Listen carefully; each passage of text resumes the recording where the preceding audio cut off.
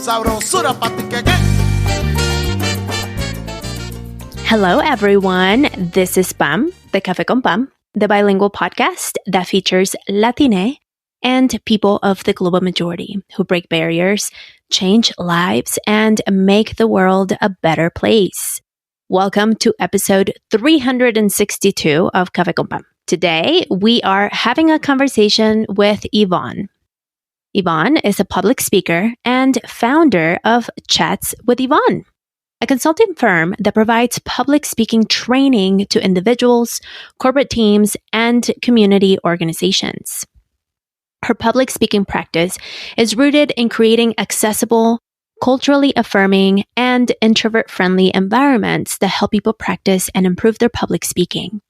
She's also the founder of Latina Presente, a community providing a monthly programming for Latinas and introverts to practice public speaking con cultura. Her speaking career began as keynote speaker for education-based conferences, later receiving her BA in Media and Native American Studies from UC Berkeley and an MBA from SJSU.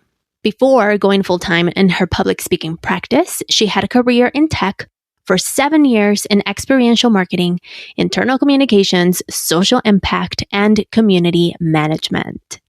Leveraging her communications and public speaking expertise for over 10 years, she shares her knowledge in public speaking from her perspective as an introverted first-gen Latina.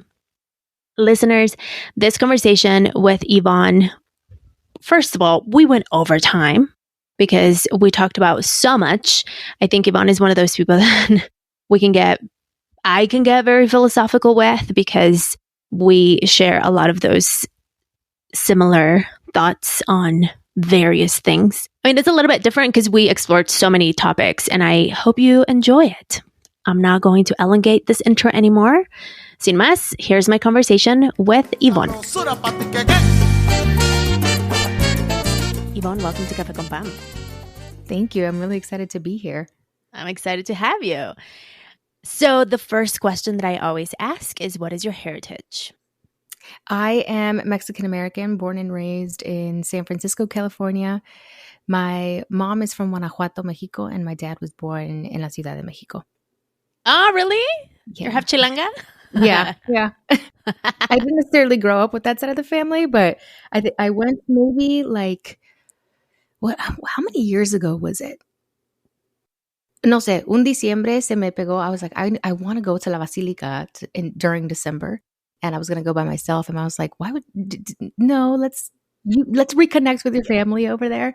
So I met my grandma, my grandpa, my side of the family over there. And I was like, oh yeah, de aquí soy. Like this is what I've been, I look like them. It's so weird how genetics work. I know genetics work the way they do, but it's so crazy. So you grew up with mom? I did grow up with mom, yes. And dad is just not in the picture? No. I have a younger brother we're about 2.5 years apart. So when he was born, dad went and did his thing, and it was my mom, brother, and I forever. Dad came in the picture every once in a while, but I have one of those. Yeah, no. Yeah. I often, I'm like, yeah, because I didn't have a dad, to certain things. And people are like, but you do. You also talk about your dad. And I'm like, yeah, but an absent dad is not a dad. No, it's not. So he's more of like a donor. He was there. It's a weird thing to talk about it with folks that haven't necessarily experienced it. Because even today now, right, some people will be like, well, Yvonne, it doesn't do you any good to like not forgive him and all this stuff. I'm like, no, I'm good though. Like I have zero feelings about it now. Like, when you sit down and think about it, a veces sí, como que dices, oh, pobrecita de mí, right? But day to day, I'm like, no, it's fine. Like it's just another person out in the world. Right. For sure. With me, my dad, I do have a relationship with my dad. I went actually back to live with him when I was 15. Wow. And so that was like the healing process where a lot of things happened. And so I do have a relationship with him, but it's not, my best friend, for example, she's like, yeah, when my dad taught me how to change the oil in my car. And I'm like, I don't know what that means, but cool. Yeah. Cries and daddy issues. Just kidding. Right. Cries and daddy issues. So you grew up in NorCal. How did your mom make it to, like, how, from Guanajuato, like, why Northern California? So my mom is the youngest of 7, and she, I think, I don't want to say naturally, but almost organically, when you're the youngest, you probably have a little bit of a rebel, more of a rebel inside of you than your older, more traditional following siblings do. And so I think she's always had that. And I remember her telling me that she'd get postcards from relatives that were here from San Francisco, and she would always see the Golden Gate Bridge. And she's like, one day I'm going to live there. One day I'm going to live there. She has 2 older brothers that are maybe 4 years older. And they had told my grandma, oh, yeah, nos vamos a venir para Mexico. I mean, para the U.S. We're going to go over there. We're going to do it. And my mom wanted to go with them. She was 15 at the time. And naturally, my grandma was like, no, you're not going. And my mom was like, yes, I am. Obviously not that simple, but she ended up coming to the United States with her 2 brothers. At 15? At 15, yeah. I think for about a year or 2, maybe a year, she enrolled in high school in San Francisco at Mission High, and which is normally where most folks would attend school. And porque allí tenían programas de español and English, so she attended school there. But she was only there for like about a year, maybe or 2, from what I recall, because she was like, yeah, I want to work. So yeah, so she came here when she was 15, and she stayed in San Francisco. Like, that was her home for up until now. Well, now in East Bay, but San Francisco. Still NorCal. Mm-hmm. But it's like so fascinating how, like, I mean, she was 50. She's a child, you know, Yeah. and she went to work. And I wonder about how laws were so different in so many aspects, you know, like. Yeah, like how did you do that? How were you able to do that? Like, I always think, and now you could never get away with that. And I also think from my grandma's perspective, even as an older sister, right? I have a sister who is 18, and I still see her as a baby, as a little child. Yeah. And I'm like, I could not imagine you just picking up and leaving. And not only, maybe I'd be a little bit more okay with it, because I'm like, oh, pues she has the language. If anything, I could go over there and, you know, stay with her for a couple weeks if she needs me to help her settle in. Like, it's a different kind of situation, but I would still feel very uncomfortable with it. Like, For are you sure. sure about that? I don't think you should do that. I know. Until you're 30. I'm just kidding. Totally. No, and mi mamá también platica how, I don't know, there was something back then. She lied about her age también to start working. And so now that she is working on her retirement, like, nothing matches, you know? People are like, wait, you're supposed to be older, but are you younger? Like, there's all of this stuff because people could just do whatever. Yeah, and no one really cared that much. No one was Right. really on you about that. They needed labor. Let's go. Exactly. Yeah. So and then my mom had me when she was 19 going on 20. So then I was born and raised in San Francisco. So you're an eldest daughter. I am. Yeah. I have those 2 siblings. So how old am I? My brother is 25, 26, and my sister is 18. And then on my dad's side, he has 3 children. So I have siblings on that side too. Do you see them? No, not really, actually. There were moments in time, you know, when dad would show up and it's like, oh, okay, let's Here they are. hang out. Yeah. And I'm like, oh, I have a brother. I think maybe he's like 18, 21, or in his 20s, early 20s.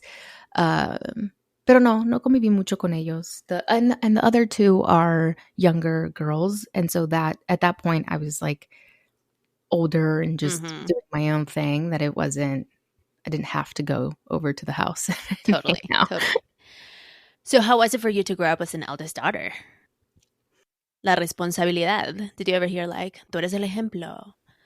You know, it's so interesting because growing up, I had the responsibilities, right? Because my mom worked, she started working at a hotel as a janitor at one point. So she had night shifts. And then in the mornings, she would want to sleep in. So I would take care of my little sister. I remember my little sister was like almost a newborn. And I'm over here like getting up. I mean, I will never take away from the experience of motherhood, but I'm like, for a brief period of time, I feel like I experienced just a little bit of it, just the waking up, getting the bottle, 3 a.m. And How then, old were you? well, my sister and I are 10 years apart. So I was like 10, 11. Whoa. And then I would wake up early and go to school, right? And I was like, now thinking back, I'm like, how did I do that stuff? Like, I shouldn't have been doing all that. But I also know my mom didn't have any other support, right? So we're there and it's fine, right? But my mom was never the type to be like, oh, tú tienes que ser el ejemplo para your siblings. I almost took that on my own because I saw, I don't know, I was just like, oh, well, no one else is really going to do it. I have to do it. I would dress my brother. I would find, my siblings knew, hey, if I need something, let me go ask Yvonne and see where my shoe is. I can't find my sock. Déjale pregunto a Yvonne. And I think sometimes I wonder if it's part of the reason why today I'm like more hesitant to have kids. I'm like, I don't know if I want any, So I'm like, gosh, they're hard. They are hard. Like I had to be a little bit more of an adult than I would have wanted to. I think about my little sister and I use her as an example a lot because I think that the way that she grew up is the way that I would envision more children to be able to grow up. I'm not saying she has her own lived experience and I'm sure she has her own set of, damn, I wish I didn't, this happened or whatever. But I think sometimes I often think I really was 10, 11, 12 years old acting like I was like an adult. And that is always really strange to think about and look back on. For sure. And how that shapes you. 100%. Like, I wonder if that's where the responsibility was kind of like self-imposed when mom was sleeping and you were like, well, I'm it. Yeah. Yeah. 100%. And I think it follows you. It follows you forever. And it's something you can't quite let go. I feel so inclined to take care of people, but at the same time, I'm trying to unlearn it. So it's like two different Yvonnes going at it all the time. Where it's like, no, chill out. You don't need to do that. You don't need to do that. And like, no, but I kind of feel like I should. I want to. It feels weird not to. Yeah. So it's a constant battle between the Yvonnes. Totally. And I love that you mentioned like the multiple parts of you because the work that I do is inner niña. Mm-hmm. Inner niñas, because we have multiple inner niñas. So if we were to go to your 11-year-old taking care of a baby, what would she need? Support. Like, I think just someone to do it, someone else to actually do that stuff so she could go and draw. So she could be like, oh, is she going to be a really cool artist? Like sometimes I think, are there things that I didn't invest a lot of time in or wasn't able to explore my interests because I just didn't have the time to do it. And I do think though that it's part of the reason why today if I have an interest in something, I'm like, let me just go try it. Let me see what, even if I am not great at it, I want to try it. I want to give it a chance. So I constantly feel like I'm making up time, but I think support and someone else to just do it would have been nice. And I don't think that it should have been my mom, if I'm being honest, right? I think my mom was doing what she needed to do and what she could do. And so I don't think it's my mom who I expected or who I would go back and expect to do it. It's just everyone else, right? But she was here by herself. And so... Tu abuela never came? No, she couldn't. And my mom was undocumented for a majority of my life up until I was like 17, I think. And so it was literally just us, right? There was nobody else. Y sus hermanos, pero some of her siblings are here. Sí. Bueno, ya no. At the time, there was one of my aunts. She was living here in the States, but they were kind of disconnected to some capacity. I think, again, my mom was kind of tu hijos, nunca se casó.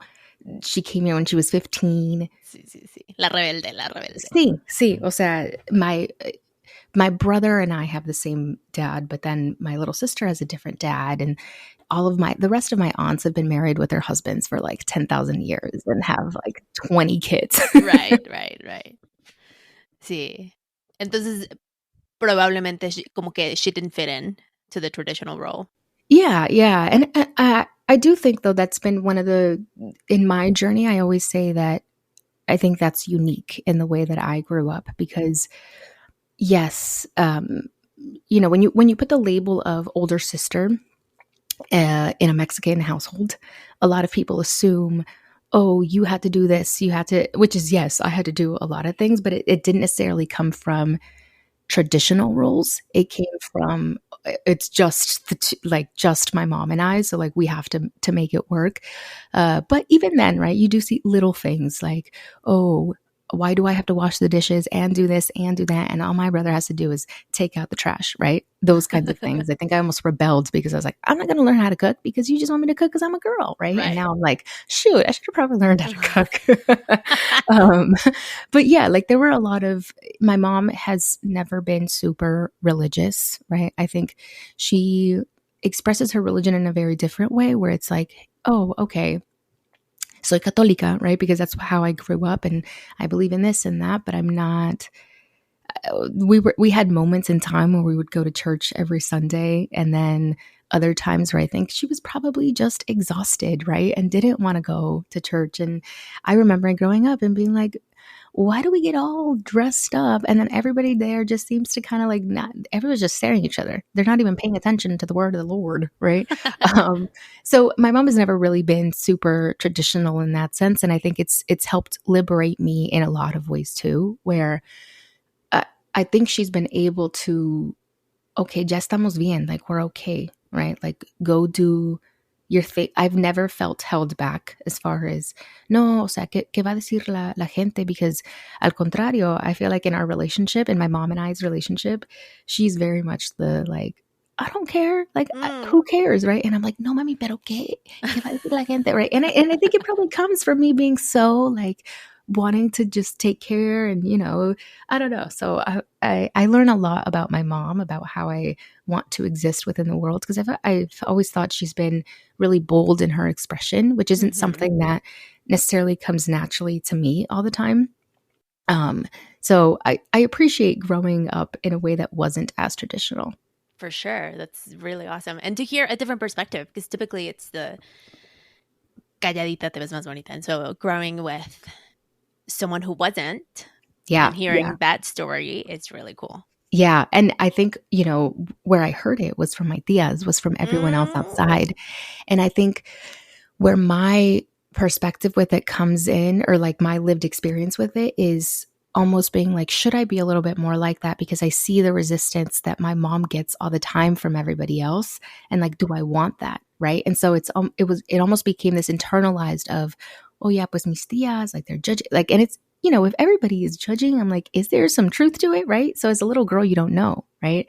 And so I remember, I'm like, okay, maybe I should be a little bit, and I'm naturally more reserved anyway. So I remember thinking like, okay, this is causing so much friction for my mom and her experience. What would it be like if I did what they were saying? Yes. Sí, exactly. And then, you realize, no, o sea, no. Yeah.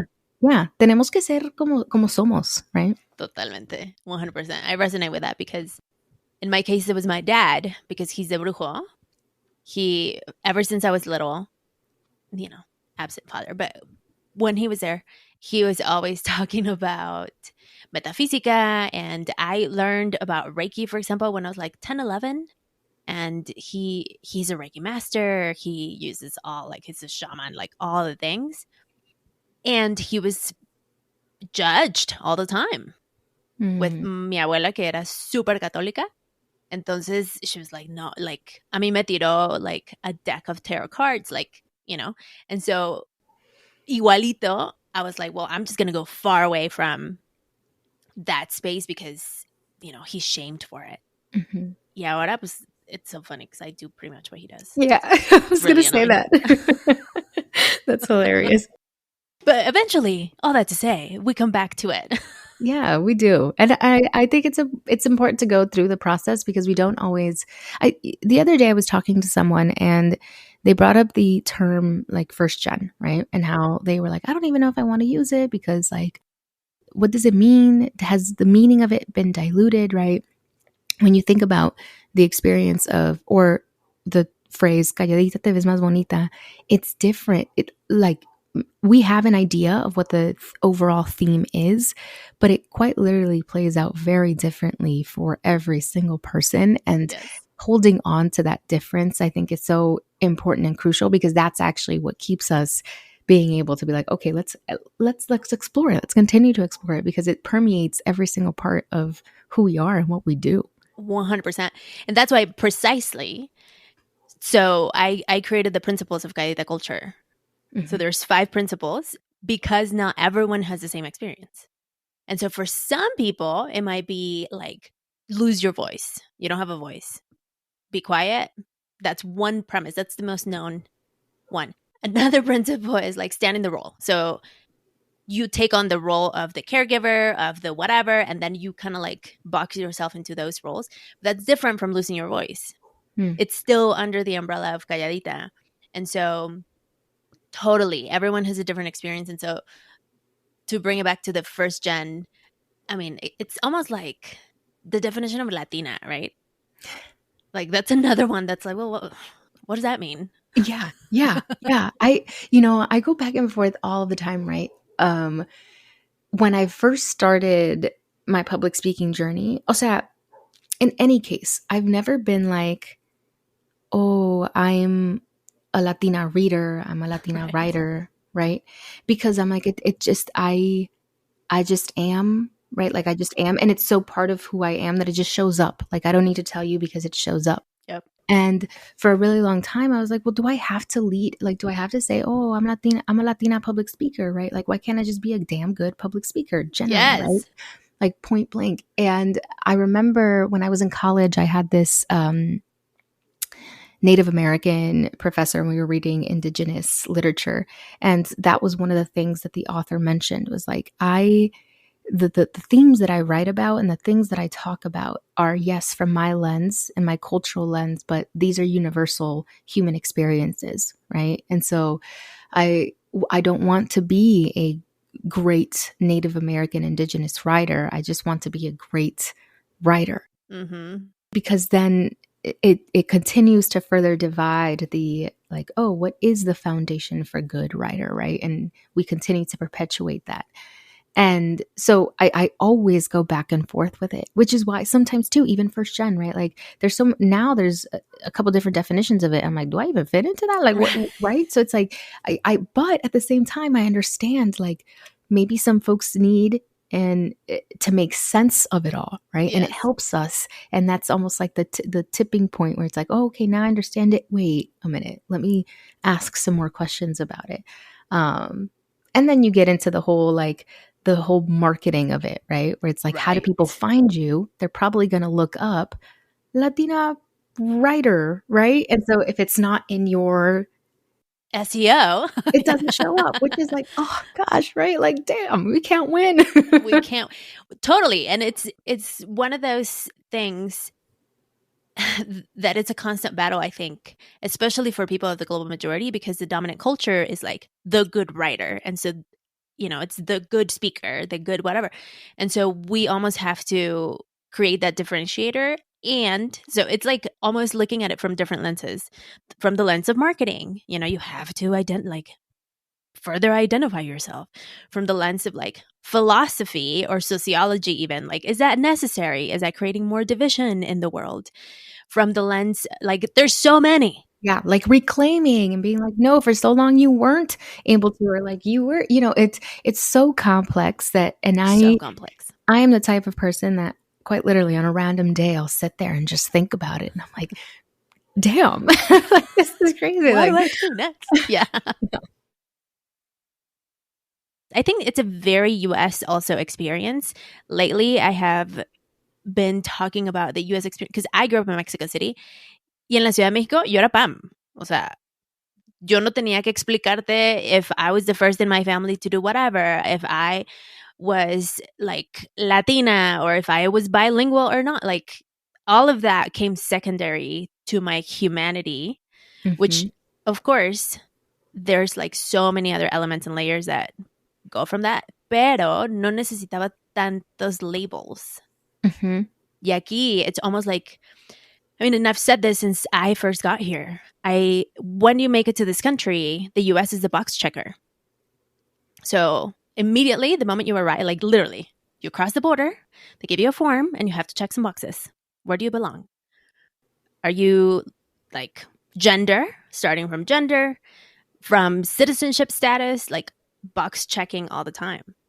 And I think that's also a systemic way to control. 100%. I mean, like to your point, because my mom grew up undocumented for majority of my life, me mandaba a Mexico, and sometimes I think, oh, to give me a break, yeah. Yo iba por ella, me mandaba con su cámara digital, couple little pesos Wow. to take pictures and send money to everybody there. But I started going to Mexico when I was 6 every summer, and I grew up with my cousins, right? Obviously not really, because there were months, chunks of time where I wasn't there, but every summer we would get to know each other. And to them, I just had one label, and that was gringa. Right? And I'm like, wow, okay, cool, right? And it was just that. And I remember feeling like, dang, you're right. When I went back home, there were all these, more so it felt like things that because of the labels, right, that I had to fulfill.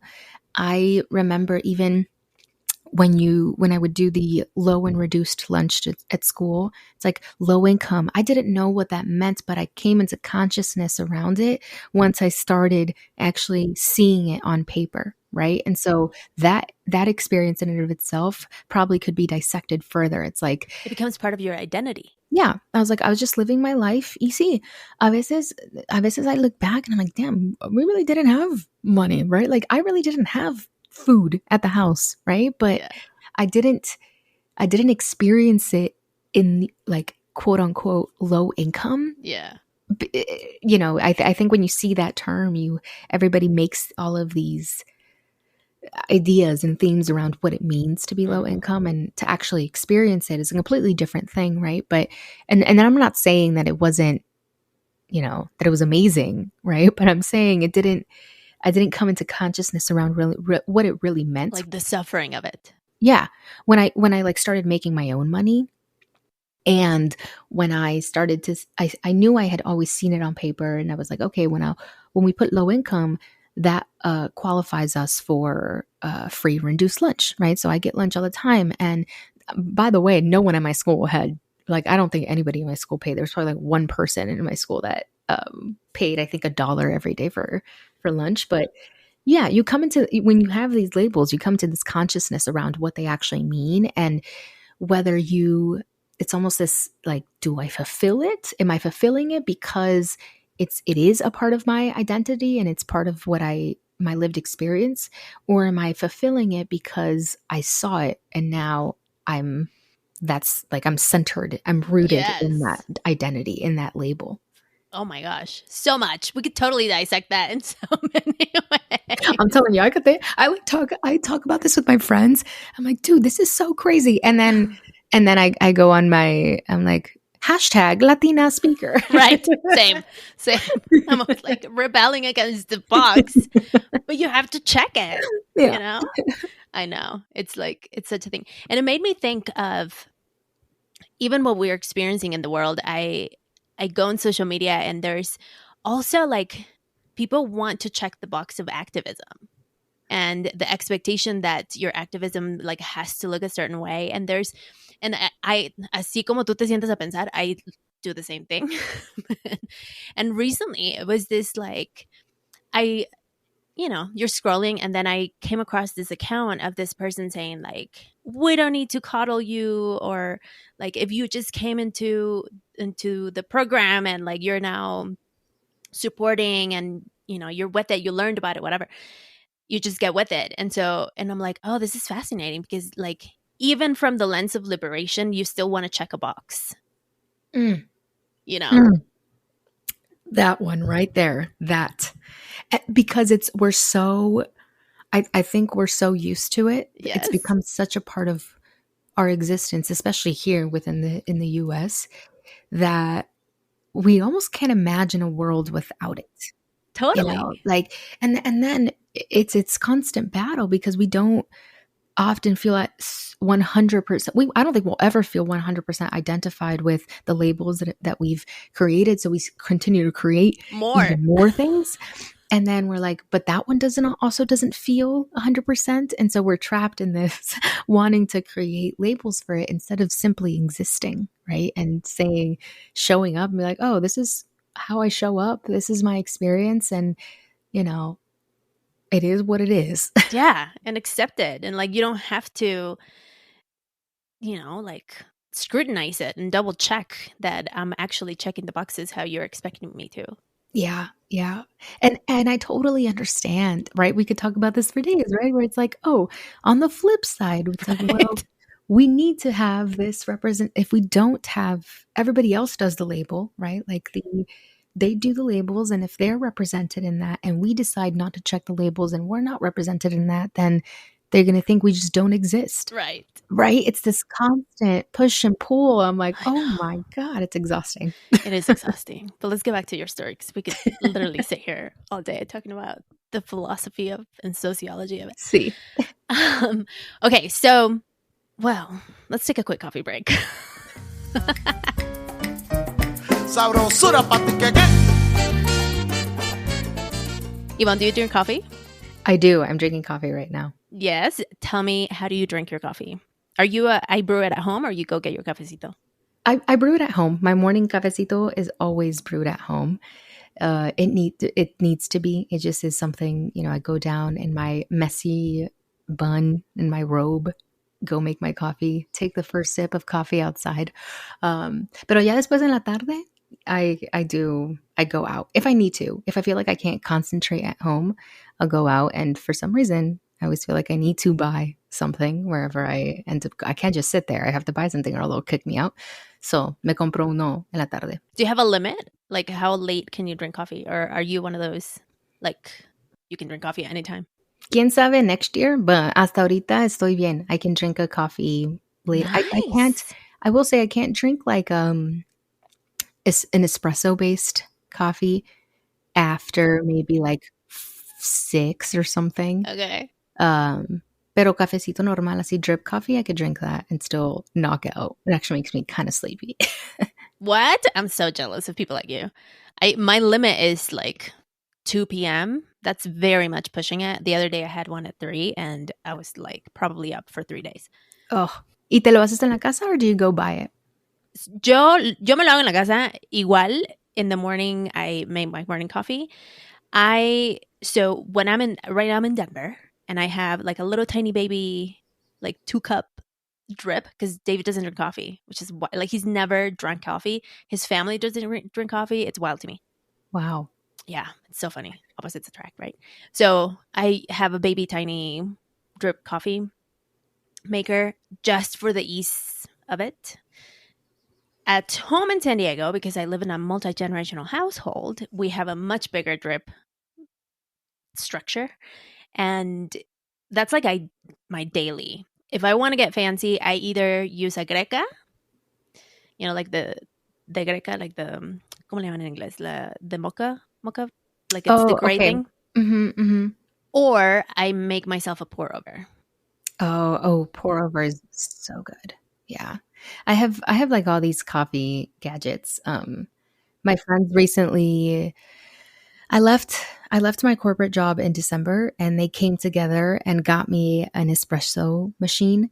So I like Nice. feel real official. I'm practicing my latte art so one day I can have Ooh. like cool latte art.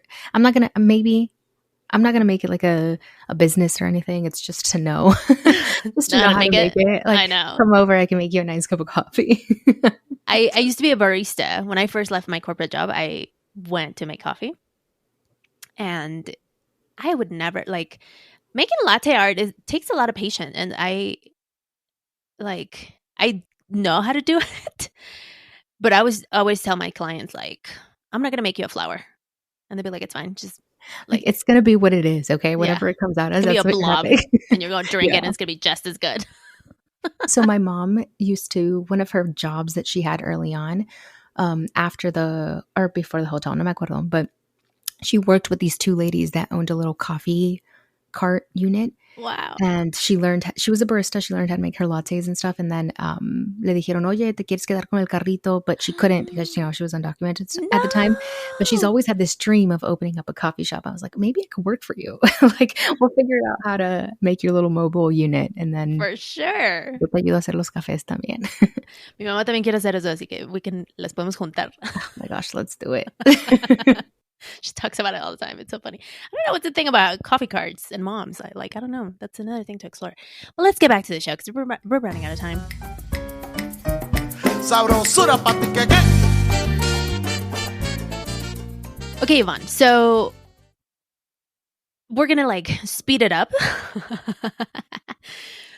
So you grew up in NorCal. You went into corporate tech, to be specific. Yes. Why tech? Growing up in San Francisco, I think talked about the labels, right? But low income. I was everywhere on the Muni, if you're familiar with our bus system, but I was everywhere on the Muni with my friends, with my mom. That's kind of how we got around the city. And as a little girl, I would just look up at the buildings downtown and be like, ooh, one day I want to work there. I had no idea what they did there. Didn't know what type of business was going on there, but I just knew I would like to work there one day just because it's cool, right? I think the access to it, all of that, just the high rise, I don't know, just a dream that I had. I went off to college and I was interviewing for jobs. I think I was like, oh my gosh, I need to get a job right now. And Uber, who I think they had offices or have offices in San Francisco. Uber at the time was like, oh, they were hiring for a fellowship. And I did my interview over the phone and they accepted me and I was like, okay, cool. So I'm going to join this. And prior to that, I thought I would be some kind of psychologist, a social worker, something like that. But I am very emotional. I get very emotionally invested. And I was like, dude, I'm about to adopt every single kid that needs me. I'm about to, I will not know how to separate the two. And I started getting into marketing and I couldn't be a business major anymore because I decided too late. So I was like, oh, let me look into marketing. And I just thought it was fun. And the opening that they had at Uber was doing this. And it was a fellowship where you got to learn a little bit about every single part of the business. So I accepted it. I got it. I was there as a fellowship for 8 months. And then there was a job opening. I was like, no, I don't really want to take it. So then I went to an advertising agency and started doing events, experiential marketing. Was there for 2 years. And I went back to tech. And I think if I'm being really honest, right, I've always tried to follow what my passions are. I think because I've never known, I'm like, am I really good at this or am I just good at it because I've done it for so long already? So I want to continue to expand my understanding of the art that I do, right? In my case, it's communications. And so I started exploring it a lot more. And at the advertising agency, events is like a 24/7 job. So I was like, I need a break from this. It was not a great time. Especially as an introvert. Yeah, no, it was tough. I mean, I loved it. It was just, if you have an event, it was events all the time. And so that was probably, and I didn't have, at the time, I didn't really have great managers. I still go back to the agency because they're like family, but the people that I had there at the time were not great. And that was a moment in my life where I experienced real, I could really call this anxiety type of thing where I'm like, oh my gosh, I'm shaking when I come into work, all of that. So I was like, it's time for me to go somewhere else. Got back into tech again on internal communications. And, I think with tech, it's the stability that it provides you financially that really drew me to it because of it, right? I could use my skill set around community building and communications and event planning in a way where it wasn't just me doing all of the work. It was kind of a shared responsibility.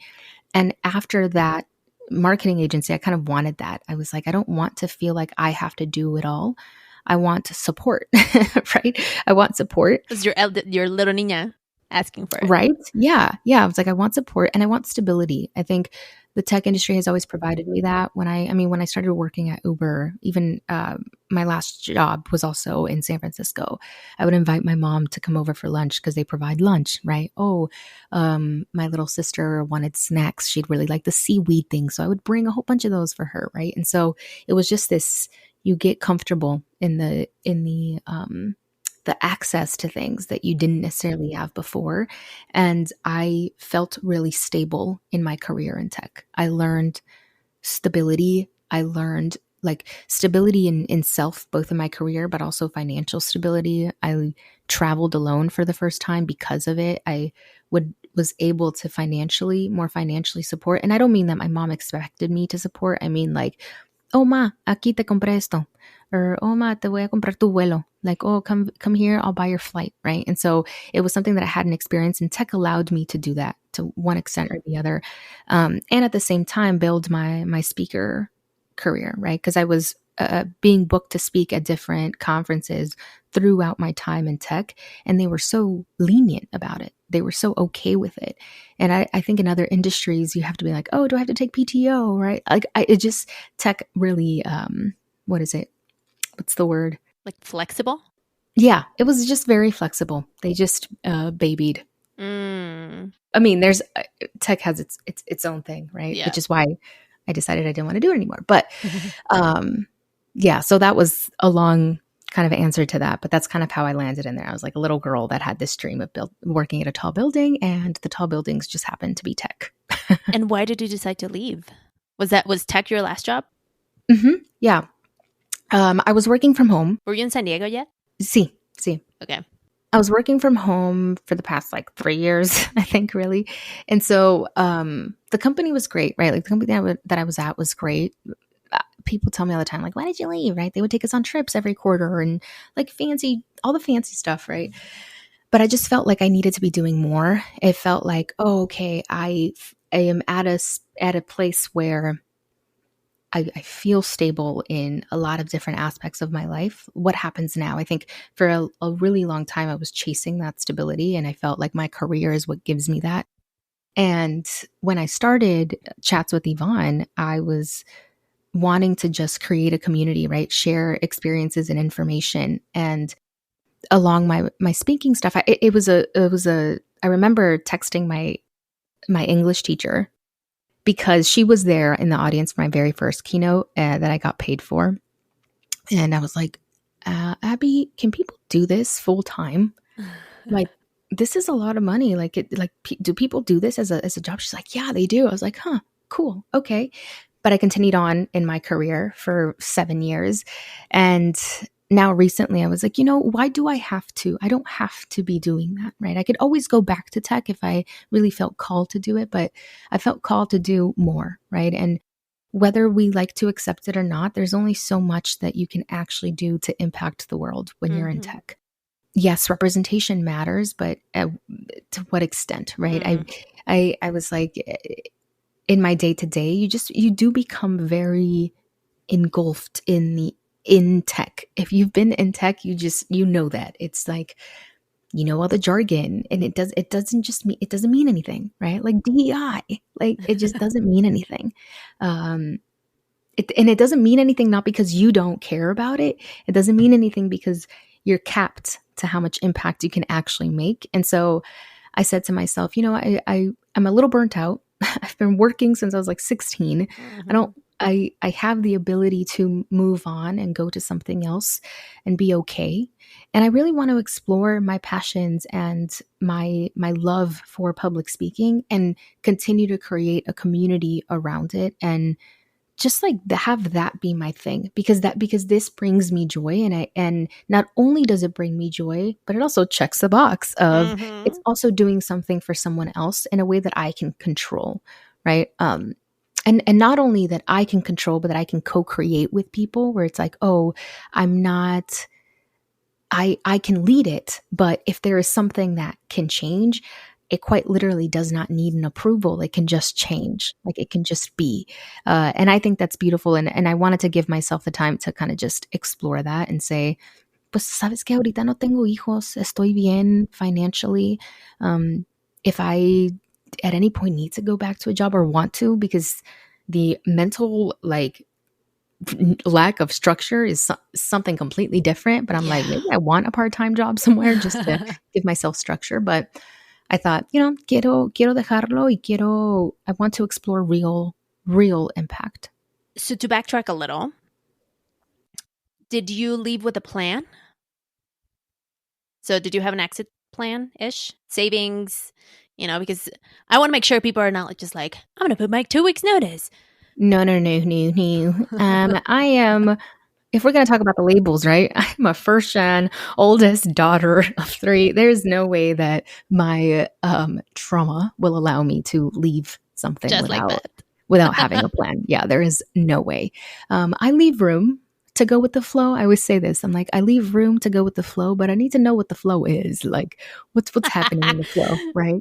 Which way the current is going. Yeah, no. I had savings. I have an income coming in as well from my public speaking consulting and public speaking engagements. So I didn't just decide to leave. Matter of fact, I wouldn't have left if I thought, I don't have an additional stream of income. Because that's really important. Like, I don't care what anybody says. Like, I can't just, Yvonne, I can't just be like, I'm going to go follow my dreams. And, no, that is not me. And so I was like, no, I have sort of a plan, right? And I have something coming in. And I knew that while I was working my job, there were things in my public speaking consulting business that I had to turn down, or speaking engagements that I had to turn down because I was working and I had that commitment. So I said to myself, what would it look like if I was able to just do this full time and explore it? And I owe it to myself to not be so caught up on the, no, Yvonne, tienes un trabajo bueno, you did this. Like, I owe it to myself to just like challenge myself to leap into that. But still, again, have a little bit of a plan. For sure. I did the opposite. And so I don't at all recommend, like, I didn't have any guidance, and so now that's why when I ask people, I'm like, wait, let's rewind it and let people know that it's not, because to bring it back to the stability that you talk about, stability is something that especially children of immigrants, people that have not had stability historically, we look for that. And when our floor is unstable and shaky, we don't even have the brain capacity to be creative, to like pitch yourself, to go find clients, because you're constantly seeking for that stability. So it's really important to make sure that whatever it is, your stability is taken care of. And for some people, stability could mean like 3 months worth of savings. For some other people might mean like a year worth of savings, like it depends. And so I think it's important to like call out that little detail. Yeah, I think it's incredibly important. And again, I think because I was in tech, there's also so much access to resources that I still have, and access to knowledge, like things that I learned within tech. I'm like, oh, I know that there's something out there for this. Let me go Google it and find it. I know that there has to be a resource for this. O sea, no estoy sort of in the dark about things. And though there are things that I'm having to do on my own, and it's kind of difficult to try to figure out, no one in my family has ever started a business or like had this kind of stuff. I know that there are people out there that do, right? And I know where to find it. So entrepreneurship has really been one of those, you have no choice but to ask for help at this point. For sure. Especially as eldest daughters. That's hard because you're so used to doing it. Mm-hmm. And I'm like, there has to be a way. Has to be a way where I can do it by myself. Like, I don't need to bother. That's my thing. I don't want to bother people. Yes. I had my friend the other day. She's like, Yvonne, why didn't you ask me about this when I already did it? And I'm like, well, I didn't want to bother you. I didn't know what you had going on that day. She's like, yeah, well, you're not going to know what I have going on that day if you don't ask me.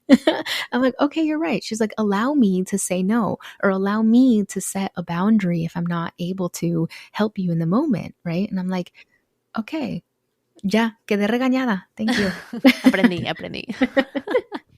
Okay, so how did you make it to San Diego? Prior to 2020, I graduated college in 2017, had my job for like 2 years. I was like, I need to move. I want to move somewhere. I always thought I would move to like somewhere in SoCal, LA, because while I was in college, I had friends over there, so I would go back there all the time. And o sea, no pasó because of 2020. And then a couple years later, I was like, okay, it's time. Estoy en la casa. Está mi mamá, su esposo, my sister, my brother, 2 dogs, 3 birds, right? It's a lot. And I was like, I need to get out of here. Because I like quiet. I like a lot of quiet. So anyway, I was like, San Diego. Randomly, one day it came to my mind, and I had been to San Diego once before, but I was like, let me look at San Diego. I started looking at some of the apartment complexes, appliqué, and within 2 weeks, I got like okay, cool, you're coming. And I didn't tell my mom until a week before. Oh my gosh. Yeah. Y es que, ¿sabes? No sé de dónde viene esto, but I do these things sometimes because I care so much about what my close family members think. And I know this about myself. And so I was like, if they start putting doubt in my mind, I'm just not going to do it. Right. Yeah. So I told her a week before I started packing my stuff, I came to San Diego with literally just my clothes and like toiletries because I bought all my furniture when I got to San Diego. But it was just, I wanted a change of scenery and I wanted to move, but I'm also a Cali girl through and through. Like I had to stay in California. I love the beaches. Like I am at the beach any chance that I get. And I know that's so cliche. Like everybody says that about San Diego, but, and I just think I needed somewhere that was farther away from home, but not necessarily too far. A flight, but not a drive away. Yeah. Yeah. And so I've been in San Diego for a little bit over 2 years now. So it's been awesome. And I think my mom now is happy that I'm here because she gets to come and visit and like, nice. It's like a mini vacation. That's awesome. We should have done this interview in person next time. Yes. But we're both traveling this week. Yeah. So I know. You're in Denver. I'm in Tucson. Yeah. What's next for you? I am continuing to build out my public speaking consulting business. And I think, one of the things that I'm really working on is starting a brand for it, Latina Presente, because I want to detach it from me. Like I still provide my services like, public speaking consulting, workshops, trainings. But I think that I've realized now that I've had time to actually sit with it and really internalize my vision and mission for it. It's so much more about, sure, maybe I have some of the knowledge or experience that you want to pick my brain about, but like I want it to be more community based, and I want to allow for myself to be also a little bit more creative in what I produce for Latina Presente. So,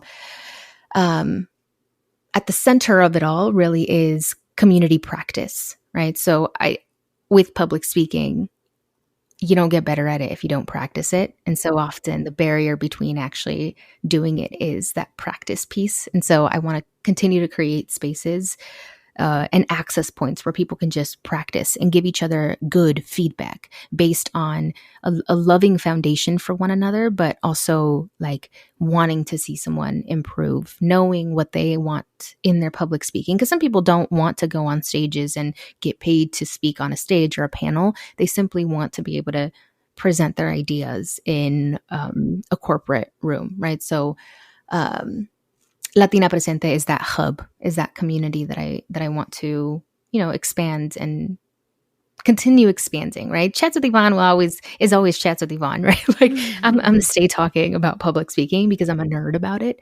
But Latina Presente is this new sort of leg to it that I'm building. How did you know you wanted to be a public speaker? Especially as an introvert. Now we can clarify what the difference is because I think there's a misconception. See, it's all about energy, right? It's where I receive and get energy. I won't say that public speaking always gives me energy, but in the moment it does, right? Like afterwards, I'm like, wow, that was so awesome. Okay, now I need to go chill. It's like a roller coaster, right? Yes. While you're going up it, you're like, no, I hate this. And then as you're going through it, you're like, I kind of hate this. And then afterwards, you're like, wait, can I do it again? So I think I kind of stumbled upon when I was in elementary school. I used to be the MC for all of our cultural events and our graduations.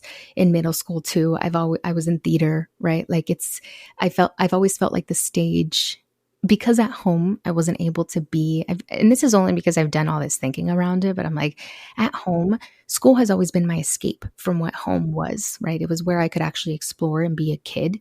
And so I've always had a really strong attachment to my education because it felt like that was the one place where, oh, I could just do this. You're just Yvonne. Yeah, exactly. And I think my teachers saw something in me and would ask me, hey, do you want to do this? And as nervous as I was, I always say that I kind of probably got into public speaking because I'm a little bit of a people pleaser.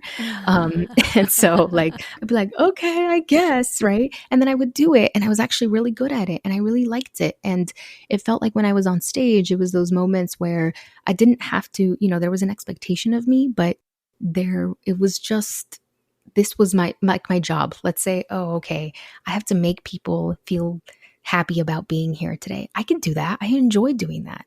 If people in my regular life would allow me to do that and not think, oh, she's super shy and reserved, then I'd probably be a little bit more like it, right? And so really what my introversion means is that I afterwards just occasionally need some time to just be by myself. You get overstimulated.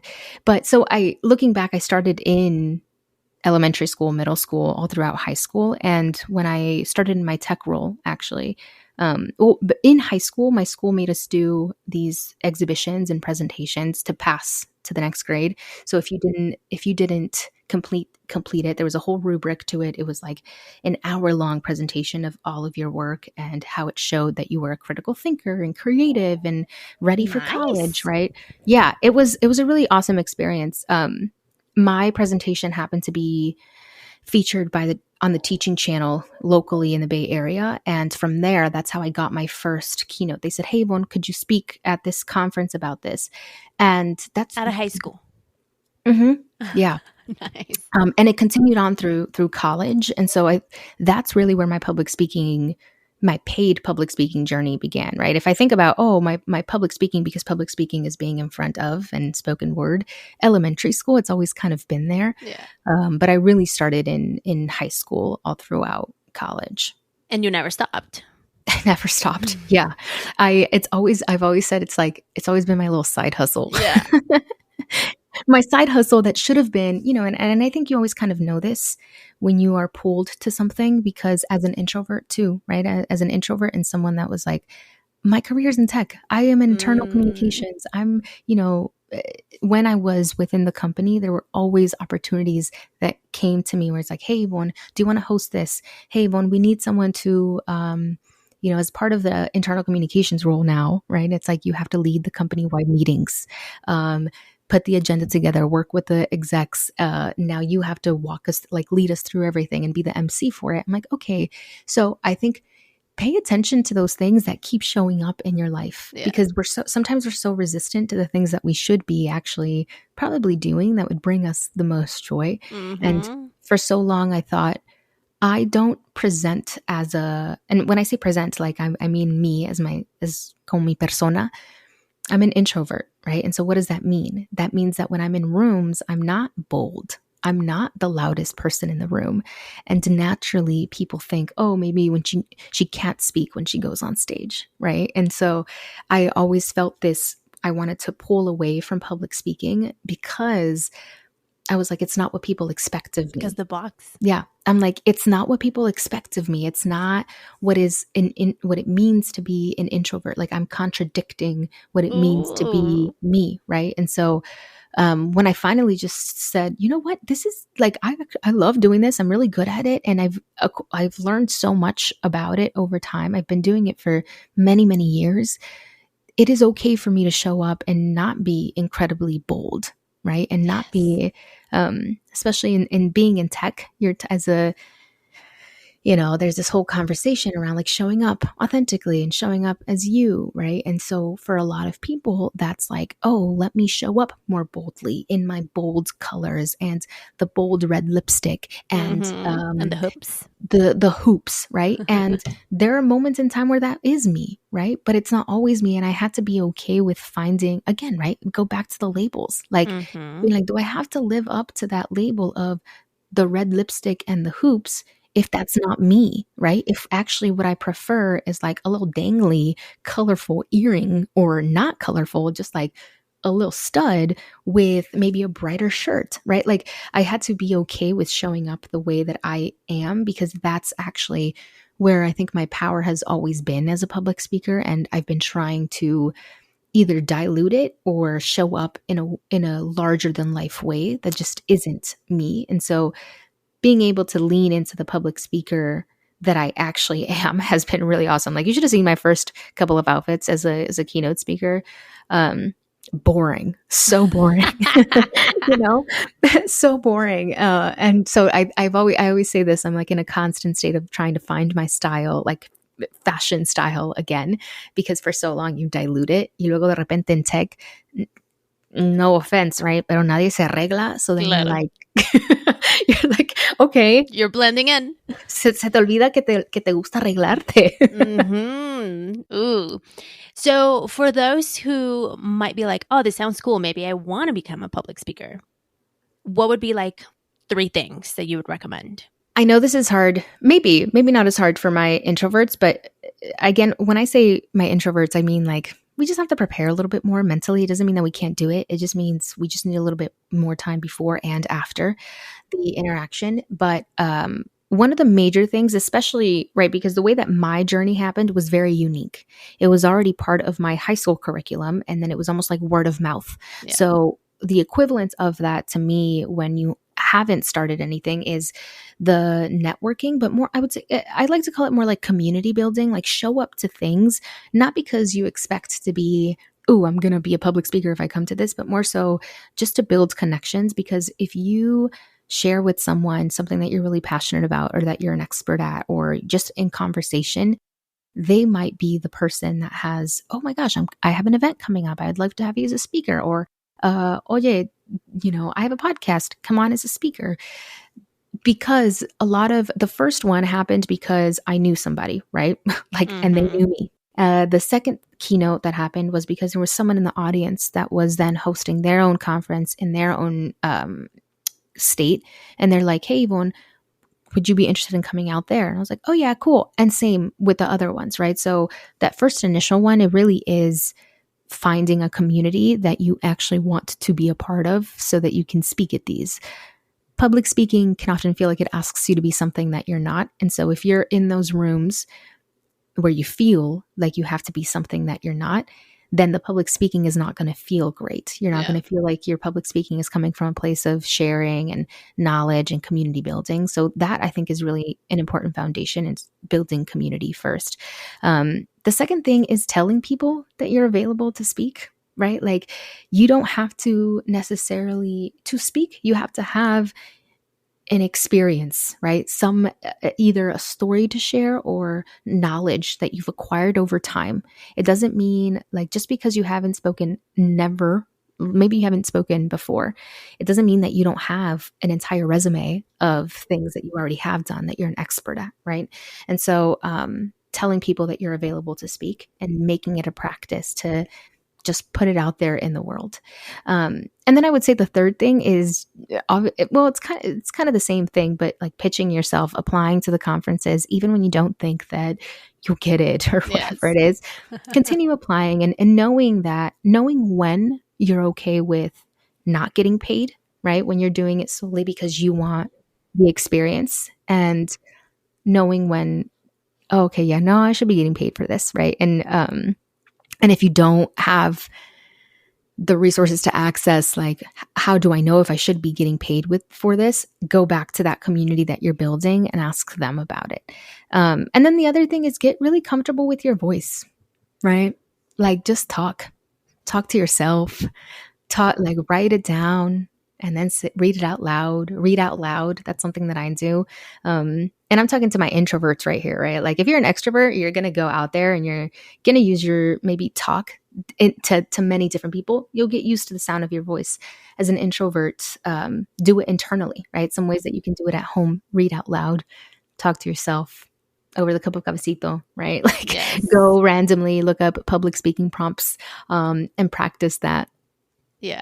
I would say for the extroverts, because I am an extrovert, what extroverts need to work on is to consolidate, to make the stories concise. I mean, clearly, here we are going up over time. And so the extroverts is, I mean, it is a different thing because like for me, I always have to like, I tell this like 15-page story and then I have to make that 2 paragraphs. And so it's editing down, I think. And I mean, of course, it's not like a hard, like whatever rule. No, labels again. Yeah, labels. But I think there's like there could be like the 2 types, you know, like maybe read it out loud, practice like speaking it more. And for the ones that have no problem with that, make sure that it's concise and to the point. Yeah. Yeah. And know that you don't have to include everything into one thing. You have multiple opportunities to speak. And so just because you didn't mention it that one time, it doesn't mean that you can't mention it another time. But think about you as an audience member. There's only so much information that we can intake. Mm-hmm. And so think about, what do I actually want them to leave with? And that thing is the thing that I'm going to repeat the most so that they actually internalize it. I love that. Well, Yvonne, thank you so much for coming to Café con Pam. Tell us all the places and spaces where we can find you. Chats with Yvonne across platforms, and Latina Presente as well across platforms. And yeah, on all socials as well. I have my podcast as well, Chats with Yvonne podcast. I talk about public speaking and a couple other things. I have a speaker spotlight series. So if you're someone that would like to practice their public speaking, you do a TED Talk like speech for like 3-5 minutes, and then we go into an interview and conversation. I was part of one. Mm-hmm. Yeah. That's exciting. I don't know. Ooh. Do we want to some listeners? I guess. Yes, listen to it. Something funny is that I have zero problem talking in front of people. Like, put me in a room. Like, my biggest audience has been 5,000 people. Zero problem. No nerves. Put me in a podcast, and I'm like, ooh, I don't know. It's the extrovert in you. I think so. Put me in a podcast. I'm like, yeah, I could talk all day. Just one other person. Right. Oh my gosh, that's so uncomfortable to me. That's so true. I think it's the extrovert in me. And I'm so weird also with like somebody scheduled with networking, with like coffee chats, like get to know each other. I'm just so awkward. Like that's just like, I would rather not have coffee chats. Honestly, those ones, I sometimes am a little get nervous about them. But maybe it's the like part of me that is sometimes socially anxious, or I've worked in tech so much that all of my roles actually in my career have been what you would consider to be better fitting for extroverts. I always have icebreakers in my mind. I always have things to talk about because I've always had to keep those on deck just in case I needed them. Makes sense. I probably need to do that because like this last coffee chat that I had with someone, I was like, I'm so done. I don't want to talk about myself. You know, like she was like, tell me a story. And I'm like, can you ask me about a story? Like, you know, it's the difference between tell me a story versus tell me about the last time that you remember hurting yourself. Yeah. Like my worst question that people like, this is a pet peeve, and I'm sorry if you've asked me before. I'll do my best is tell me about you. What do you want to know? I'm a dog mom. Yeah. That's about me. Yeah. Yeah. You're like, is that relevant to what we're talking about? Like that's not a good question, listeners. Yeah. Yeah. And you're really good at asking questions. Thank you. Yeah. Probably because I'm so aware of the questions I don't want people to ask me. I don't know. Okay. So last few questions. We're so over time. Do you have a remedio? Remedio. Yes. Dance. I like to dance, whether it's in my room or actually go out to dance. I love dancing. Well, let's go dancing in San Diego. I used to dance salsa. That's awesome. I wouldn't say I'm great at it. I just like doing it. As long as you move. As long as you move. Body movement. Do you have a quote or mantra that you live by? Yes, and I think it's top of mind because I just listened to Rake's new album, but no hay peor intento que el que no se hace. Me encantó. Y do you have a productivity tip, trick, or tool that you want to share? I think most of us will say like, oh, rest, journal. And I think it's also because I'm a public speaker now and I know the power of just speaking out loud. But making sense of our emotions or making sense of what we actually need sometimes requires us to say it out loud. And having someone, if you are the type of, I think you can do it on your own, but having someone to actually listen to it, I think is important. So I'll take anybody that'll listen. I'm like, hey, I have this going on. I think it really helps me make sense of stuff and almost like internalize my feelings, but then not keep them bottled up and get them out there and then work with whatever I can. Yeah. I call that verbal processing. It's really powerful, actually. Yeah. Because for not like people that are like inherently verbal processors, they need that. I need that. So actually, I have a call with a friend every other Friday where we give each other 30 minutes to just like talk. And it's really powerful. That's awesome. I love that. I've probably been doing that and didn't even realize it, but having the weeklies. Yes. Helps. Helps. Yeah. Okay. And the very, very last question, how do you or have you been practicing restorative pauses? Lately, it's been more hard to do, but just like, and I'll say this because right now I'm traveling, and I've been traveling almost for the last 2 weeks. I was in the Bay, and then I came here, and so it's gonna sound so cheesy, but it really is running. Like, me estaba sintiendo the last couple of days like really anxious, and like I almost wanted to cry because I was so annoyed. You can't express yourself, you know, when you're not in your own and you're surrounded by with others. So I was like, oh, I need to go on a run, and running always calms me down for a minute. And I know it's not technically really pausing, like I'm in movement, I guess, but it pauses your mind, maybe. Yeah, like I cannot do the bath and body, like a bath bomb. It just, my mind continues. It's not a pause for me. It's not peaceful for me at all. I don't know what that says about me, but it's not peaceful for me at all. And like a candle, no, I need to be doing something. I've realized that my restorative pause is actually doing something, like with my hands or physically, because that physical action, movement takes away from all the stuff that I may be feeling or thinking about that's consuming my mind. So a run always does the trick for me. For sure. I mean, it makes sense because for me as an EFT practitioner, we look at energy. And so like as you run and you move your body, it's a form of releasing energy. You know, it's almost like you're pushing your body to sweat and release whatever it is that you're dealing with. Yeah. It's been such a powerful tool for me. Like when I started running, it was like, when did I do this? This is it.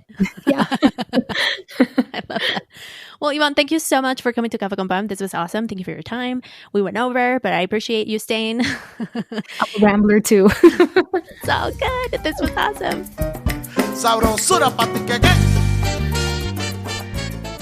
Pues that was my conversation with Yvonne. I hope you enjoyed it. It was really fun for me to explore Yvonne's life, her career, and even seeing the possibilities for her as a public speaker and her passion for sharing that with all of us. It's really cool also to see and to hear the stories of people that choose to follow their passion, just like Yvonne decided to do. And I hope this episode leaves you inspired, and perhaps it gave you like maybe planted a seed for you to start even exploring a little bit of what is your passion? What is it? What does it look like? What do I want to do? How do you want to leave the world a better place? Let us know. I would love for you to screenshot and tag us and let us know what resonates from this episode, because I feel like we talked about so much. Y bueno, como siempre, let's stay connected at Café con Pam Podcast on Instagram and Facebook, at Café con Pam Pod on TikTok. One day I'll post there. We're there. cafeconpam.com if you want to check out all the things that we do. Besides podcasts, we also have the Pour Over, which are written articles about people. And to give a little background on the Pour Over, the reason why we started doing Pour Overs is because we had so many potential guests, so many stories that we wanted to share, and we only have space for doing one episode per week. And so we started doing written articles. And I feel like Café con Pam has evolved into more of a media publication, which is really, really cool. And so besides listening to episodes like this one or watching us on YouTube, you can check out our website, cafeconpam.com, and explore the other types of stories that we have. We have so many, like so many. We have 362 episodes. This is episode 362. And we also have, I don't know how many pour-overs at this point, but there's a lot. And if you are watching us on YouTube, or if you're not on YouTube, we have YouTube exclusive episodes. So in YouTube, we are there at Café con Pam, or just search Café con Pam. Make sure you subscribe on all of the platforms because it's important. It helps us with the visibility of the show. The more people subscribe, the more the show seems, I guess I want to say, popular for the algorithms that recommend shows to other people. And so it's really helpful when you choose to follow and subscribe. And of course, very helpful if you leave some stars. Drop some stars if you're listening to the show, or drop a comment if you're watching us on YouTube. Y bueno, listeners, thank you so much for being here today. Como siempre, stay shining. Sabrosura pa' ti que